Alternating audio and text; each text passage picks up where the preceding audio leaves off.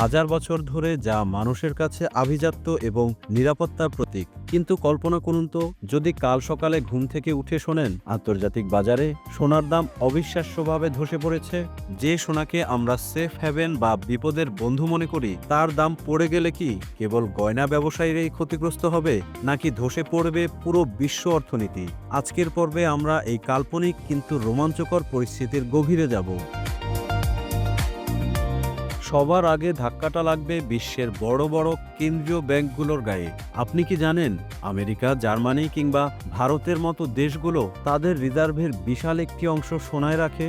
যখন সোনার দাম ধসে পড়ে, তখন এই ব্যাংকগুলোর সম্পদের মূল্য এক নিমিষেই বিলিয়ন বিলিয়ন ডলার কমে যায়।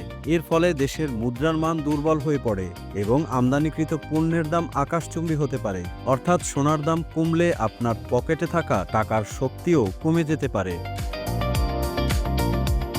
বিনিয়োগকারীদের ভাষায় সোনা হলো ইনফ্লেশন হেজ, অর্থাৎ মুদ্রাস্ফীতি বাড়লে সোনার দাম বাড়ে, কিন্তু সোনা যদি তার মূল্য হারায় তবে বিনিয়োগকারীরা আতঙ্কিত হয়ে তাদের অর্থ অন্য কোথাও সরিয়ে নেবে।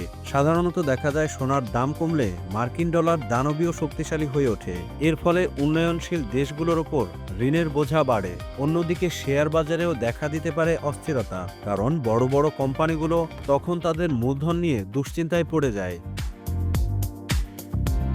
একবার ভাবুন সেই দেশগুলোর কথা যারা সোনা উত্তোলন করে, যেমন চীন বা অস্ট্রেলিয়া। সোনার দাম যদি উত্তোলন খরচের চেয়েও কমে যায়, তবে একের পর এক খনি বন্ধ হয়ে যাবে, লাখ লাখ মানুষ কাজ হারাবে। আর সাধারণ মানুষ হিসেবে আপনি হয়তো কম দামে গয়না কিনতে পেরে খুশি হবেন, কিন্তু আপনার ঘরে রাখা পুরনো গয়নার দামও যে কমে যাচ্ছে, আপনার সঞ্চিত সম্পদ তখন কাগজের মতো মূল্যহীন মনে হতে পারে।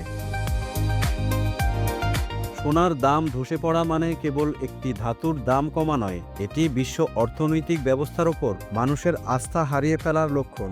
ইতিহাস বলে, সোনা যখনই তার উজ্জ্বলতা হারিয়েছে, বিশ্ব অর্থনীতিতে তখনই কোনো বড় পরিবর্তন বা সংকটের কালো মেঘ ঘনিয়ে এসেছে।